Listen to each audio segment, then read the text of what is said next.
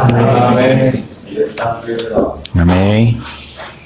Louvamos a Deus por mais esta oportunidade que o Senhor nos dá de estarmos na casa dele, de podermos exaltar e bendizer o seu santo nome. Tivemos essa semana uma notícia que passou meio desapercebida de todos, mas que é muito séria, que é a regulação das redes sociais ou das mídias no geral. E isso é uma forma de impedir que as pessoas elas sejam alcançadas pela palavra. Nós temos visto cada vez mais o cerco fechando. A gente vê a ação de Satanás e seus demônios através dos seres humanos, fechando igrejas, fazendo com que a palavra de Deus ela pare de ser propagada. Porque a palavra de Deus diz que como eles vão crer se não há quem pregue? E se eles puderem fazer com que se fine a pregação e cada vez mais ela seja alvo de perseguição, mais o evangelho ele vai ser retido. Mas também a palavra de Deus diz que as portas do inferno não prevalecerão contra a igreja. Aqueles que são realmente filhos, aqueles que são realmente pessoas que estão dispostas a viver e morrer pelo evangelho, essas pessoas elas vão se manter firmes. Aquelas que não são, elas vão se perder de uma forma natural. A gente estava ali fora, uma moça tentando pegar o carro, e aí a gente perguntou se queria ajuda, ela falou que não, tal, que ela tinha que ir para a igreja, e ela estava indo para uma das igrejas mais hereges aqui do Brasília. E eu com muita tristeza vi aquela pessoa com desejo de ir para a igreja, mas na verdade ela ia ouvir tudo menos a palavra. Mas nós somos pessoas que temos opções, nós temos que tomar as nossas decisões no nosso dia a dia, a cada dia. E hoje nós temos mais uma palavra, se Deus assim o permitir, tenho mais uma palavra para o seu coração. Em nosso último encontro estivemos meditando sobre o tema A Caminho do Sermão do Monte, um dos sermões mais... A mulher deu tchau, eu não sei quem é. Um dos sermões mais importantes das Escrituras Sagradas. Nós vamos estar meditando aí nas próximas semanas a respeito do Sermão do Monte, que vai muito além das bem-aventuranças. O título da semana passada reflete o nosso caminho de vida, que passa pela cruz. O cristianismo nunca foi e nunca será referenciado por causa de prosperidade, nem por causa de felicidade. O cristianismo tem a ver com dor, o cristianismo tem a ver com morte, o cristianismo tem a ver com entrega.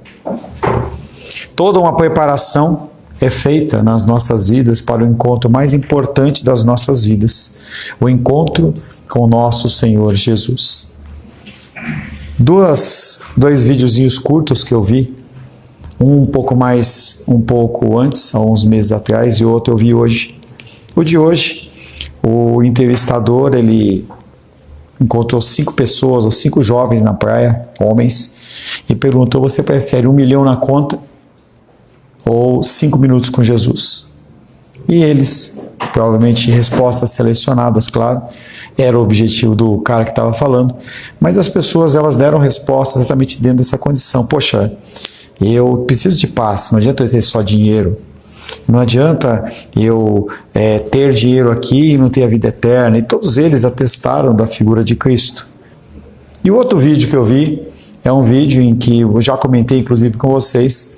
Pessoas selecionadas, elas eram colocadas numa sala, sentadas numa cadeira, e a luz ela se acendia e você deparava com uma pessoa travestida de Jesus Cristo, com a fisionomia de Cristo, com a coroa de espinhos, com a face ferida, com as vestes, e as pessoas elas tinham reações diversas.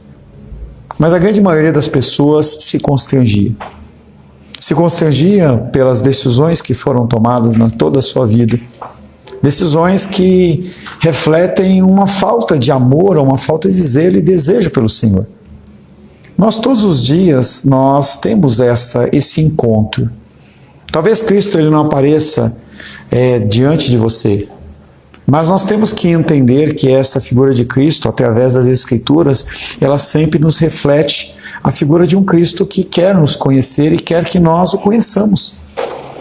E se você se ocupa com coisas do dia a dia, apenas com coisas do dia a dia, os dias eles vão se passar, meses vão se passar, e você não vai ter aprendido nada. Nós estamos chegando aí, entrando no mês de julho, e nós vamos estar fazendo 11 anos. 11 anos, né? É 11, né? 11 anos da nossa igreja.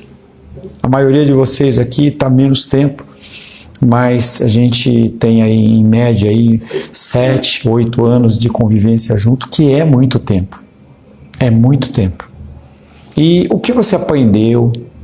O que te levou para perto de Cristo ou te afastou? São coisas que de tempos em tempos você precisa meditar. O Sermão do Monte ele tem essa pegada, esse objetivo. Esse encontro com o Senhor Jesus é o momento mais esperado por muitos, mas também o mais temido por outros, pois irá revelar a consequência das nossas escolhas feitas durante toda a nossa vida. Momento de alegria para alguns e tristeza eterna para outros. As multidões, elas são mencionadas em Mateus capítulo 4, versos 23 a 25. Jesus, ele está no auge da sua popularidade.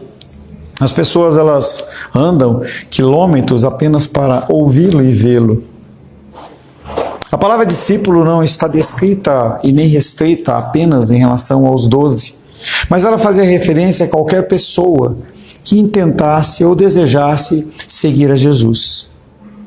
O lugar em que ele escolhe para que ele pudesse ensinar esses discípulos, essas pessoas que o seguem, é um monte, uma encosta montanhosa. E isso era um procedimento comum entre as pessoas. Quando se ia trazer um tipo de ensino, ele se assentava e ficava numa posição mais ou menos confortável para que as pessoas elas pudessem ouvir a palavra semelhantemente ao que nós fazemos aqui. O título da palavra hoje, dando continuidade ao nosso estudo da parte da manhã, é Os Humildes. Nós vamos falar bastante, ou durante esses 30, 35 minutos aí, nós vamos falar a respeito da questão da humildade, que é o primeiro degrau, é o primeiro passo para você iniciar uma vida cristã.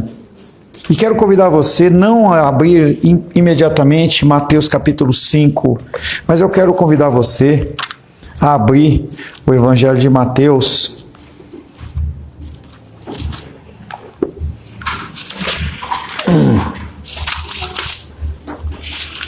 Evangelho de Mateus, capítulo 28.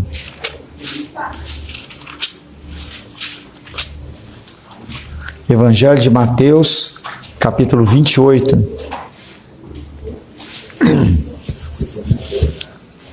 Capítulo 20, Mateus 28, verso 18.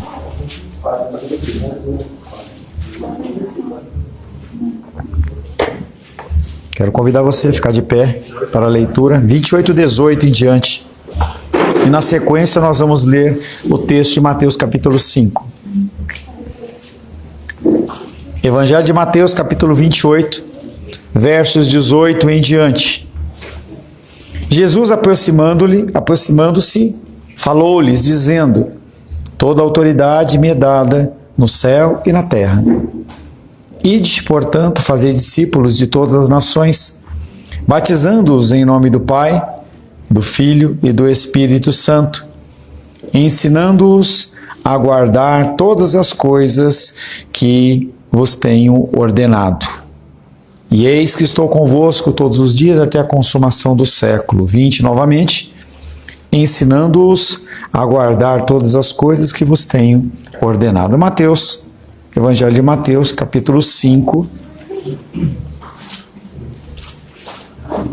versos 1 a 12. Evangelho de Mateus, capítulo 5, versos de 1 a 12, assim diz a palavra de Deus. Vendo Jesus as multidões, subiu ao monte, e como se assentasse, Aproximaram-se os seus discípulos e ele passou a ensiná-los, dizendo: Bem-aventurados os humildes de espírito, porque deles é o reino dos céus. Bem-aventurados os que choram, porque serão consolados. Bem-aventurados os mansos, porque herdarão a terra. Bem-aventurados os que têm fome e sede de justiça, porque serão fartos. Bem-aventurados os misericordiosos, porque alcançarão misericórdia. Bem-aventurados os limpos de coração, porque verão a Deus. Bem-aventurados os pacificadores, porque serão chamados filhos de Deus. Bem-aventurados os perseguidos por causa da justiça, porque deles é o reino dos céus. Bem-aventurados sois quando por minha causa vos injuriarem e vos perseguirem, e mentindo disserem todo mal contra vós. Regozijai-vos e exultai, porque é grande o vosso galardão nos céus, pois assim perseguiram aos profetas que viveram antes de vós. Palavra do Senhor, amém? Amém. Senhor, lemos a tua santa e bendita palavra, te louvamos, adoramos e bendizemos por esse texto que lemos. Esse texto, Pai, que transcende épocas e eras e nos alcança nesse dia 29 de junho de 2025. Queremos, Pai, ouvir a tua voz, queremos aprender dos teus ensinamentos. E eu peço, Pai, humildemente, que o Senhor me use como instrumento da tua vontade nesta noite. Oro em nome de Jesus. Amém. Poder se assentar em nome de Jesus. Por que eu pedi para você ler o Evangelho de Mateus, capítulo 28, primeiramente? Ele dá uma ordem que é conhecida como a grande comissão. Ide e pregai o Evangelho a toda criatura, batizando em nome do Pai, do Filho e do Espírito Santo, e ensinando todas as coisas que vos tenho ordenado. Essas coisas são que coisas? E aí você pode querer falar que pode ser o Antigo Testamento, pode ser os 10 mandamentos. Em muitas passagens elas podem ser citadas, mas na verdade, quando você lê um livro, você tem que entender que o livro ele fala dele mesmo. Apesar da Bíblia ser um livro só, ela é composta de outros sublivros, digamos assim, que trazem mensagens independentes que fazem parte de um todo. Então, sempre que você quiser entender João, você lê João. Se você quiser entender Isaías, leia Isaías. E as respostas, elas vão naturalmente brotar ali. Então, que coisas são essas que o Senhor fala que nós temos que ensinar? Sermão do Monte. Como o cristão deve proceder. E é algo que nós temos que fazer disto uma prática. Porque nós convivemos com pessoas. Apesar de nós vermos cada vez mais as pessoas quererem conviver com animais, porque é mais simples. O animalzinho, você dá comida para ele, dá um teto para ele, está tudo bem. O ser humano ele exige muito mais. O cristianismo exige muito mais. Então nós somos exortados a aprender o que é ser cristão. E assim, ajudar outras pessoas. O discipulado que nós fizemos, que a maioria já fez, ela tem o objetivo de ensinar você que caminho você deve seguir, para que você possa ensinar as pessoas também que caminho elas devem seguir, e tem a ver isso em relação à grande comissão. O mais importante do Sermão do Monte é a interpretação do próprio sermão. Há 2 erros graves que a igreja comete quando ela tenta compreender o Sermão do Monte ou qualquer outra coisa. O brasileiro, em especial, ele tem uma dificuldade muito grande com a interpretação de texto. Então, os alunos, os estudantes, eles vão para uma prova, vão para um vestibular, e eles têm lá um texto e algumas perguntas fazendo referência àquele texto. E os brasileiros, em especial, eles têm uma grande dificuldade, porque o brasileiro não sabe interpretar texto. Principalmente porque nós temos a mania de querermos entender a coisa sem saber o contexto do que está sendo falado. Nós tentamos, de alguma maneira, conhecer o que a pessoa vai falar antes dela falar. Eu sou uma pessoa que vira e mexe, eu faço isso em casa. E a Rosângela olha para mim e fala, posso falar? Nós fazemos isso. E não só com os nossos entes queridos e familiares, com as pessoas que nos cercam, mas também com as Escrituras Sagradas. E por conta disso nós temos muitos enganos. 2 erros graves cometidos pela igreja na compreensão do Sermão do Monte. Primeiro, é ensinado por muitas pessoas que nenhum desses mandamentos, ou quase nenhum deles, se aplica a nós hoje. Então você olha para o livro da Bíblia Sagrada e você vê ensinos que têm 2, 3, 4, 5, 6 mil anos. E você fala, são coisas que são desatualizadas. São ensinos que você não tem que aplicar na sua vida. Você não tem que ser literal, você não tem que ser uma pessoa que você busca o entendimento, porque isso é uma coisa velha.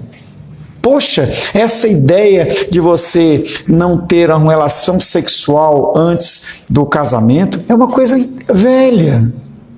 Você ter que ir para a igreja é uma coisa retrógrada. Essa ideia de você mortificar o pecado, isso é coisa do passado. Honrar pai e mãe, porque eu sou igual. E a gente fica tentando fazer com que as Escrituras Sagradas, elas se adequem ao nosso estilo de vida, e isso não vai acontecer. O sermão, muitas vezes, ele é visto como uma referência do reino de Deus, um reino de Deus que ainda não se concretizou ainda. E como ele não se concretizou ainda, não é para nós. Mas quando que é que ele vai ser necessário? Quando nós estivermos na glória com o Senhor? Quando nós não tivermos mais pecado? Quando a palavra de Deus diz que toda lágrima vai ser enxugada, aí a gente vai se preocupar com bem-aventurados que choram? Esta é uma séria distorção que parte de um engano igualmente grave acerca do conceito do reino de Deus no Novo Testamento. Sim, Jesus Cristo, ele subiu aos céus para preparar-nos morada. Nós ainda vivemos aqui nesse planeta que jaz no maligno, tendo acesso a todo tipo de coisa, todo tipo de problema, todo tipo de engano, todo tipo de sedução sobre as nossas vidas. E aí fica parecendo que você pensar que esse reino de Deus, ele é só no porvir, é algo errado. O reino de Deus, apesar de ter a condição no porvir, no futuro, ele é algo que já foi inaugurado com a vinda de Cristo. É algo que nós meditamos há alguns anos atrás sobre o conceito do já e ainda não. Então, existe a condição de uma herança que é para os filhos de Deus, para mim e para você, que nós já temos essa herança, mas que nós vamos tomar posse dela realmente na glória. E aí a pessoa ela começa a ficar confusa, poxa, eu já tenho ou eu não tenho? Parcialmente sim. Então, os nossos filhos, eles com o nosso falecimento, eles vão herdar aquilo que é de posse nossa. Isso é um conceito natural dentro da legalidade. E a Luísa, por exemplo, ela já tem a posse dela conosco, mas ainda não tem, porque nós não falecemos. No conceito cristão, isso é um pouco mais profundo, porque existem elementos que nós já tomamos posse. Então nós temos a bênção de ter o Espírito Santo dentro de nós, nós temos a bênção de podermos dizer não ao pecado, nós temos a bênção da garantia de que ele não permite que nós estejamos mendigando pão. Não existe essa condição de nós, como filhos e servos de Deus, passarmos por dificuldades tais que chegamos ao ponto de abandonarmos o cristianismo e o evangelho. Isso é um privilégio. Esta prosperidade que nós vivemos. Brincávamos lá fora e falei, olha, eu quero ver você com um carro desse aqui. Tinha uma Hilux bonitona parada aqui na porta. Eu falei, deve estar uns 100 mil reais. E aí eu lembro, quando o Alice chegou e quando a gente começou a conversar, que a gente começou a se encontrar, ele passava extremas lutas e dificuldades. E cada um de vocês tem uma história semelhante a contar como essa. E a gente vê a vida de vocês prosperando para um novo nível. Talvez você já esteja acostumado com isso. Mas eu consigo ver a diferença entre chegada e o de hoje. Eu consigo lembrar que os primeiros contatos que eu tive com a maioria aqui, que foi em especial o pessoal da igreja do pastor Sampaio, eu lembro que naquela época, era uma época de transição, por exemplo, da família do André e da Vânia, em que eles estavam saindo da igreja, da morada na igreja, e eles estavam indo ou já estavam iniciando, eu não me lembro muito bem, mas era um período de transição. E hoje se vê a condição diferente. Então isso é um privilégio daqueles que são filhos de Deus, daqueles que realmente já vivem. Então essa ideia de que o conteúdo do sermão do monte não é relevante para nós é uma mentira. Ele é relevante sim. Ele é relevante. As virtudes que são nele expressas são também apresentadas nos ensinos dos apóstolos. Então eu consigo ver na minha vida, na vida de vocês, sim, um certo grau de humildade, um certo grau de ação misericordiosa e assim por diante. Fiquei feliz na semana passada, ou retrasada, quando eu vi lá a Menísia com o Nicolas postando lá que eles estavam novamente dando início novamente ao evangelismo. É uma manifestação do ato de misericórdia. Porque se não fosse misericórdia, o que faria o Nicolas, em especial, sair lá de onde ele morava para ele se deslocar até aqui para entregar folhetos, se não fosse a ação da misericórdia de Deus? Então, sim, o Sermão do Monte, ele é relevante para nós, como também o é igualmente, por exemplo, os 10 mandamentos. Nós temos que olhar para os 10 mandamentos como instruções que elas são vívidas, são reais e são aplicáveis na nossa vida nos dias de hoje. O segundo erro é considerar o Sermão do Monte apenas como uma nova declaração da lei, da qual uma vida nesses padrões impossível é apresentada diante de nós a fim de revelar a necessidade do Evangelho. Então, quando você lê as bem-aventuranças, você vai reparar que é algo impossível de você alcançar. É impossível eu viver nesse contexto. E isso realmente reflete a nossa pecaminosidade e a necessidade que temos da graça de Deus. Mas é muito mais do que isso. Esse Sermão do Monte, ele vem trazendo muito mais do que apenas esse ensinamento. Se atentarmos para o conteúdo desse sermão, veremos que nele Jesus designa nossa resposta a ele como um testemunho real que atesta onde iremos viver eternamente. O sermão não é só para terceiros, mas também é para mim.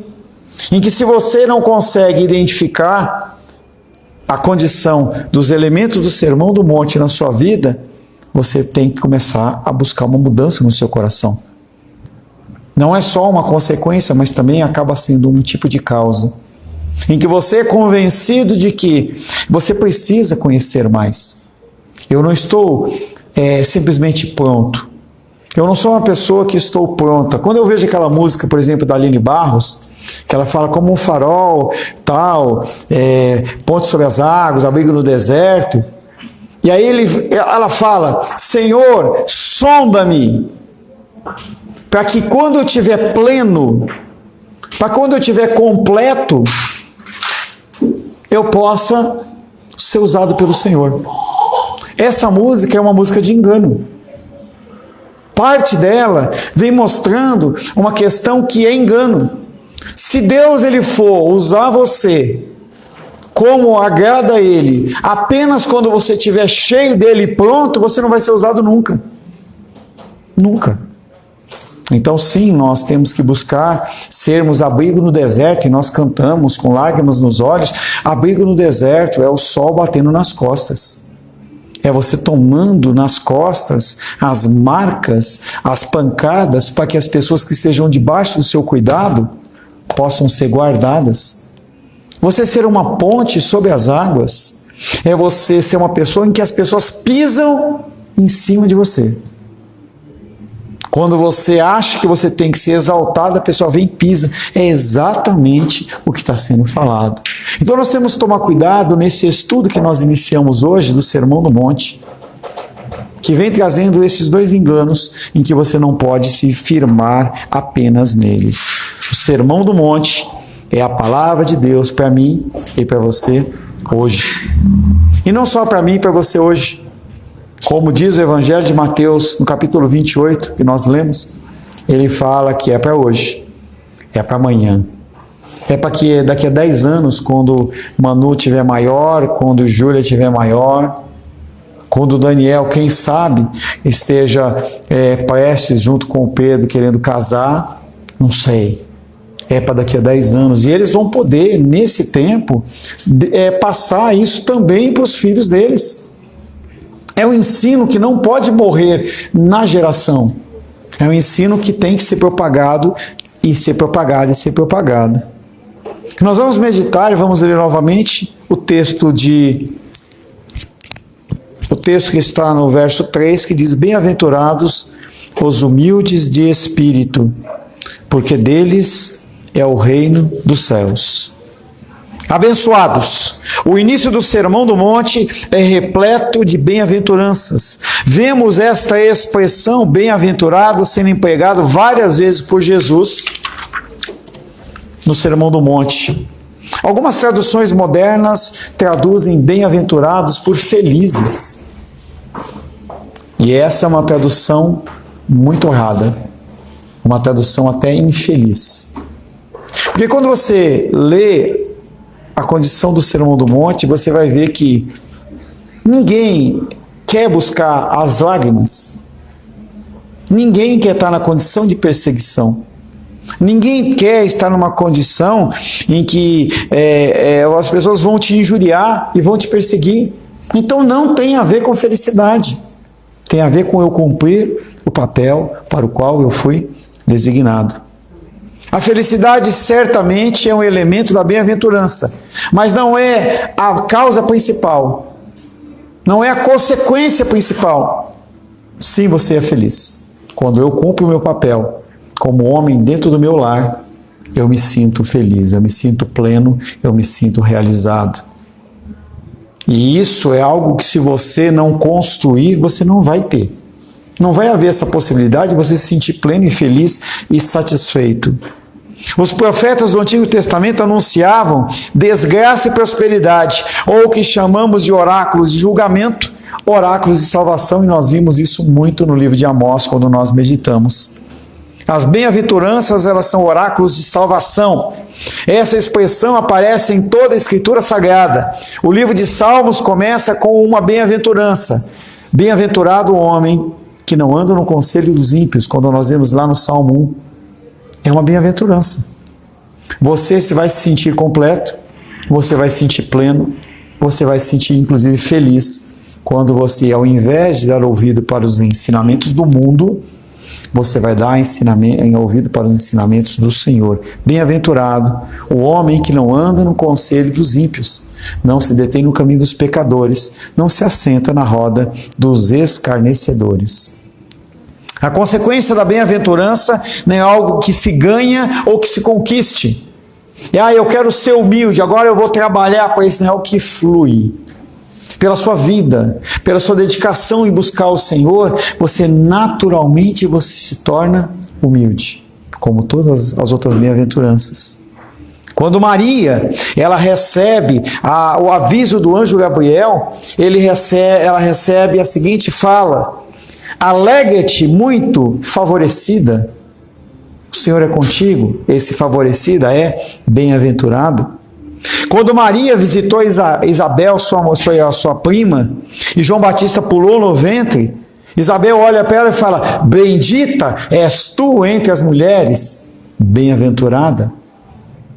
Quando a gente vê a figura, qualquer outro que eu tinha colocado, João Batista, não é João Batista. O Novo Testamento está correto ao registrar que Isabel dizendo bendita és tu. Ser bendito quer dizer um favor singular derramado de Deus sobre a vida da pessoa. Então, a misericórdia, a ação da graça, a ação da humildade, que nós falamos bastante hoje pela manhã, é Deus derramando do seu amor para que ele flua através de nós. Os humildes. Mateus qualifica esta primeira bem-aventurança de uma maneira diferente que Lucas. Lucas apenas fala: bem-aventurados são os pobres. Ser humilde é ser pobre? Sim e não. E eu vou falar um pouquinho para você sobre as condições do que é ser pobre, segundo as Escrituras, dentro desse texto, e o que não é ser pobre. O Antigo Testamento faz uma distinção muito grande em relação à pobreza e humildade. A primeira forma de você ser pobre é você ser um folgado, é você ser um procrastinador, é você ser uma pessoa preguiçosa. A pessoa ela se torna pobre quando ela age dessa maneira. Esses são pobres e humildes porque têm muita preguiça de semear, de se envolver em uma atividade produtiva, uma atividade significativa. E esse grupo é alvo de juízo de Deus. Então, não é o pobre que não faz nada. O apóstolo Paulo, ele olha para aquelas pessoas que queriam tomar a ceia, mas não queriam trabalhar. Ele fala, aquele que não trabalha não come. Ou seja, o primeiro grupo de pobres não é o grupo dos pobres ou dos humildes de espírito. O segundo grupo é o grupo daqueles que passaram por uma catástrofe, um problema. Então, a vida, ela nos aflige e fere. E nós temos que confiar em Deus em momentos como esse. A pessoa, ela compra um automóvel. A gente viu a situação essa semana, ou a semana passada, o Felipe tomou aquele revés lá do problema do celular. Naquele momento, ele não foi pobre no sentido da pobreza, mas ele teve um revés em relação àquilo. Foi algo que aconteceu fora do âmbito da condição dele. E a gente poderia aumentar isso numa condição de uma catástrofe. Você está morando num lugar em que há uma chuva grave, há um vento tempestuoso, a casa cai, ela é inundada, acontece alguma coisa. Isso faz com que as pessoas elas fiquem pobres. E quando nós vemos esse segundo grupo de pobres, que também não são os pobres que eles estão falando nas bem-aventuranças, mas é um grupo de pessoas que precisa de ajuda. Então nós temos que estar sempre ligados dentro das pessoas com quem nós convivemos, para que nós possamos ajudá-las. Nós temos que ajudar as pessoas. Hoje pela manhã, algumas pessoas trouxeram alimento, mas não todos. E nós temos que ajudar essas pessoas que vivem em situações como essas. É o segundo grupo, mas é um grupo que também não é o grupo dos humildes de espírito que estão aqui. O terceiro grupo são aqueles homens e mulheres, pessoas que são resultado da exploração de ricos e poderosos. Nos termos bíblicos, essa exploração era feita por homens de negócio abastados, por governantes que sugavam toda a riqueza do povo. Essas pessoas também não são os pobres de espírito, os humildes desta palavra. E nós temos como um exemplo maior a figura de, como é que é o nome da pessoa? Nabote. Ele tinha uma vinha, que era do lado do palácio. Acabe olha para aquela vinha e fala assim, eu quero para mim. Ele fala, eu não posso te vender, rei. Faz parte da herança do pai dos meus pais, dos meus avós. Jezabel vai lá, cria uma trama e toma dele. Essas pessoas elas têm que ser cuidadas também por nós como igreja. Nós pudermos ajudar as pessoas, nós temos que ajudar. Eu estava lá em Teresina, e um rapaz estava contando, a gente estava falando um pouco sobre essa questão da humildade dentro da ministração, e ele falava que ele juntou um dinheiro tal, para comprar um carro, e ele tinha juntado, acho que era 10 ou 15 mil reais, e ele viu um irmão em necessidade, o irmão pediu para ele emprestado, ele falou assim, leva, você é muito bom, e ele falou, não sou não, eu só estou fazendo isso, em obediência àquilo que Deus está mandando. E nós temos que olhar para os nossos bens materiais dentro dessa ótica. E que Deus ele pode sim te dar muito. E pode ser que seja para você desfrutar desse muito. Mas também pode ser que seja para você ajudar pessoas que estão passando por dificuldades.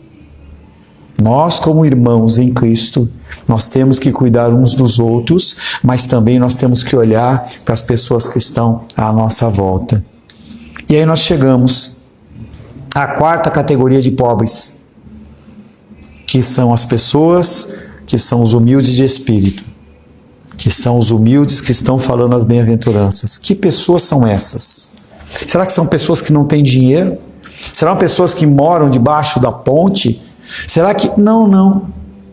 São pessoas como eu e você, mas pessoas que sabem que não são nada, que a minha prosperidade, a minha sabedoria, o meu conhecimento, ele não provém de mim. As oportunidades que foram abertas na minha vida não foram porque eu me esforcei, mas porque o Senhor graciosamente me concedeu. A quarta categoria, ela é composta por aqueles que são humildes por causa da justiça. Isto é, aqueles que voluntariamente escolhem uma vocação que os empobrece. Empobrece em que aspecto? As pessoas dessa categoria estão preocupadas com coisas diferentes do que o mundo produz. Eu tenho que trabalhar, eu tenho que estudar. Eu sou uma pessoa que arroveja, sempre eu estou comprando um curso, sempre tentando fazer alguma coisa diferente, buscando uma nova oportunidade para que eu possa prosperar financeiramente também. Mas conhecimento, para que se você precisar de alguma coisa, você venha a mim, você faça uma consulta e eu tenha uma resposta, não emocional, mas uma resposta racional, em que eu possa falar assim, olha, segue por esse caminho, que eu acho que esse é o caminho. De vez em quando o Carlão, ele manda mensagem para mim e fala assim, pastor, o que você acha disso aqui? Essa plataforma, cara, não entro mais nisso. Não entro mais nisso. E aí eu explico para ele por que eu estou tomando essa decisão. Isso é bendito, é você ajudar as pessoas dentro das necessidades delas. As pessoas dessas categorias, elas estão preocupadas com coisas diferentes do que o mundo produz. Como você, eu quero ter um carro legal. Corolla. Ela quer um Corolla. Quero um carro melhor, eu quero um apartamento, eu quero uma casa, eu quero viajar, eu quero ter recursos, eu quero fazer coisas, eu quero. Como você quer. Mas não é o foco principal. Não é o foco principal. O nosso foco, ele é diferente. É diferente. A essas pessoas é prometida a bondade de Deus, a benignidade de Deus, que é a bondade de Deus na prática, e isso se observa através de um sacrifício pessoal. Eu estou disposto a morrer na minha carne para que eu possa crescer em estatura e graça dentro desse comportamento. É importante nós compreendermos a partir da perspectiva bíblica que nem toda pobreza ou humildade decorre da falta de vontade, apatia, desinteresse ou insensibilidade a algo. Por outro lado, também nem toda pobreza é digna. Então você tem que tomar cuidado para você não trabalhar com extremos. Não, agora eu vou ser pobre de marré. Não é isso. Agora eu não vou mais comer a pizza XYZ, porque ela é 2, 3 reais mais caro, e eu não vou, eu tenho que economizar, eu tenho que dar dinheiro para o missionário. Nossa vida é acima disso. Já falei algumas vezes para você, Deus ele poderia fazer um mundo totalmente preto e branco, sem sabores, tudo ao mesmo gosto. Estava lá e o pessoal foi jantar, que a aula ontem foi das 2 às 10. E aí fomos jantar lá num período, e a moça lá trabalha com arrumadinho, que é a jantinha. Nossa, lá em Teresina chama arrumadinho. E aí eles servem num isoporzinho, né, como se fosse uma marmitinha. Se fosse da vontade de Deus, você não tinha que escolher entre carne, frango, peixe, nada, era tudo do meu gosto. Mas Deus não faz isso. Ele coloca coisas saborosas, ele coloca coisas lindas e maravilhosas para a gente poder ver e desfrutar dessa vida. Mas a gente não pode olhar só para isso. Eu não posso olhar só para a minha prosperidade, não posso. Eu tenho que olhar para o próximo. O que está em vista é a pobreza de espírito, mas não no sentido da falta de coragem ou diligência. Mateus não está falando de pessoas mal intencionadas. Ser humilde de espírito, nos termos bíblicos, significa ser pobre de arrogância. Eu não tenho capacidade. Eu não sou nada. Quem sou eu para estar onde eu estou nos dias de hoje? Pare para pensar na tua vida hoje e na tua vida 10 anos atrás. Aonde eu estou? O que eu tenho? Qual é a liberalidade de Deus sobre a minha vida? A gente tem que ser pobre de arrogância. Eu não sou bom. Eu não sou completo, eu não sou perfeito. Pessoas que são humildes de espírito são exatamente o oposto daqueles que eram escribas e fariseus, que se glorificavam, se gloriavam das suas riquezas em virtudes de eles serem justos. Ele e o publicano. Eu não sou como o publicano. Eu jejuo 3 vezes. Eu busco a palavra. Eu sou reto, eu sou justo.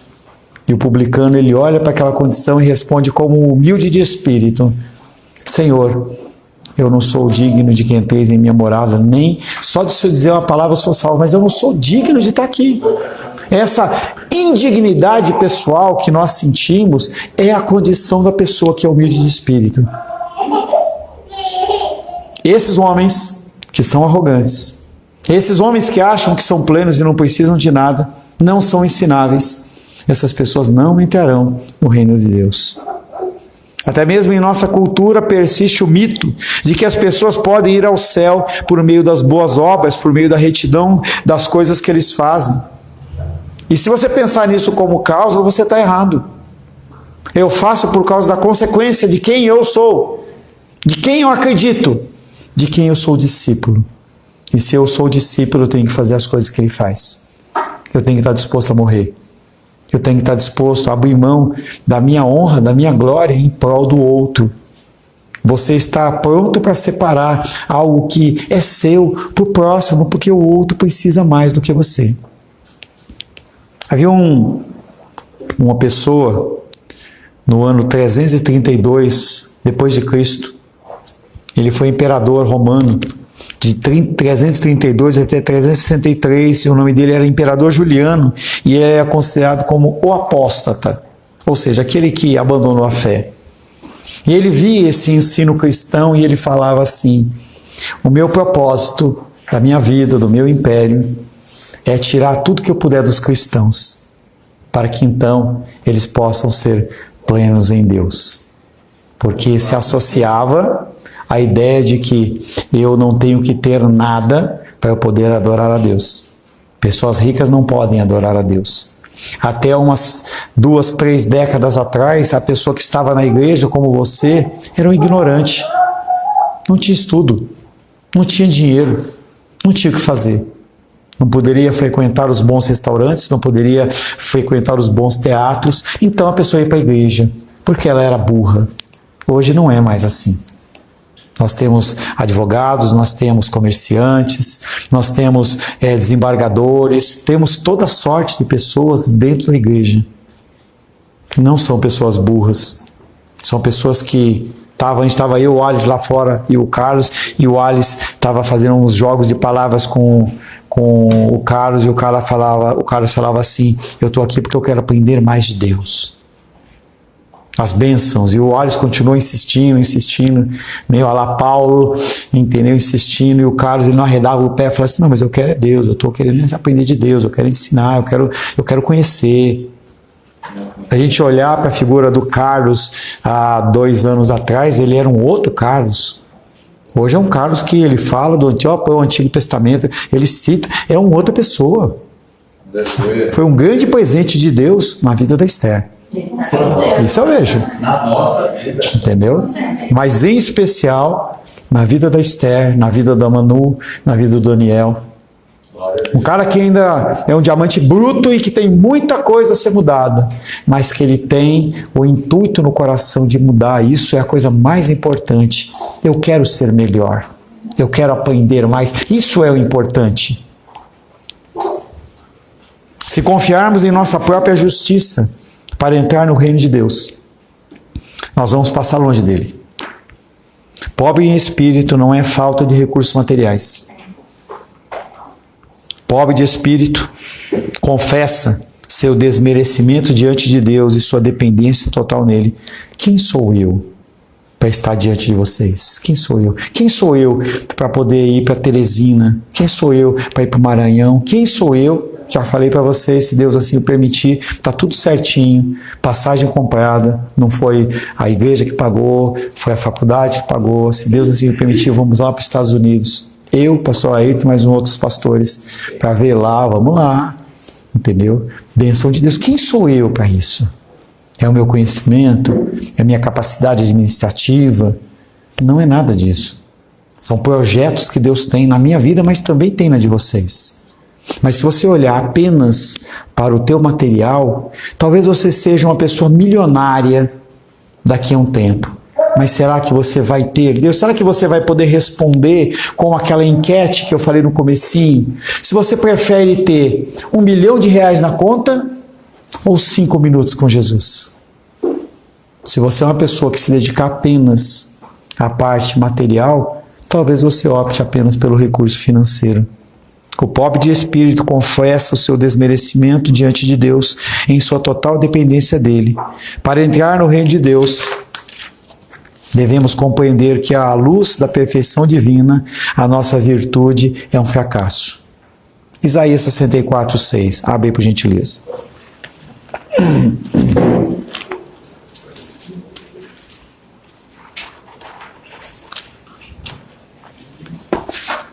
Isaías 64, verso 6. Diz assim: mas todos nós somos como o imundo, e as nossas justiças como trapo de imundícia. Todos nós murchamos como a folha, e as nossas iniquidades como um vento nos arrebatam. Essa é a figura de Deus olhando para mim e para você, à parte de Cristo. Não temos mérito nenhum, não temos nada a oferecer a Deus, exceto aquilo que Ele mesmo coloca no nosso coração. Jesus esclarece aqui uma condição necessária para entrarmos no seu reino. Devemos ter o nosso orgulho quebrantado. Hoje pela manhã, a gente estava meditando, e aí eu perguntei para a Aisla, o que é contrito? É exatamente essa condição. Você está com o coração quebrantado. O salmista escreve em Salmo 51, 17, coração compungido e contrito não desprezarás, ó Deus. Salmo 51, verso 16 a 19, ele fala, sacrifícios agrados a Deus são um coração quebrantado. O que Ele quer de mim e de você, esse entendimento de que eu preciso de Deus desesperadamente. Um amigo meu deixou a Igreja Católica Romana há um tempo atrás e tornou-se crente. Ele estava empolgado com a fé recém-descoberta e sentia-se liberto do constante clima de censura presente na antiga religião. E ele me disse, quando descobri a justificação pela fé e não pelas obras, eu achava que tudo estava resolvido. Porém, as Escrituras deixaram preocupado, porque o Senhor reitera que nós somos pecadores. Ele não queria ouvir isso.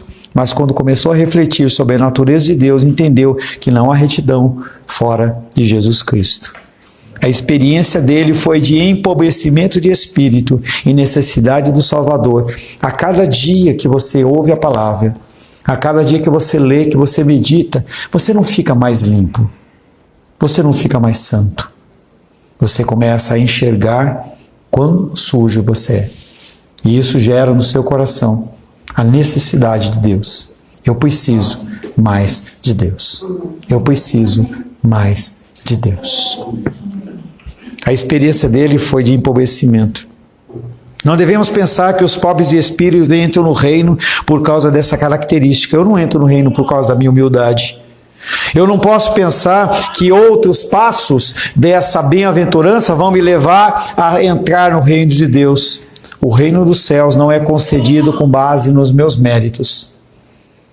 Méritos conquistados. Não é concedido por causa do meu zelo, nem pela minha quantidade de conhecimento de Deus.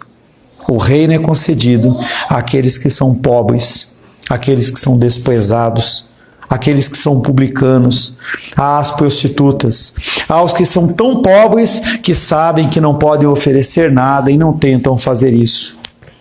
Pessoas que não têm nada a oferecer. Eu não tenho nada a oferecer a Deus. Nada. Ele não precisa de mim.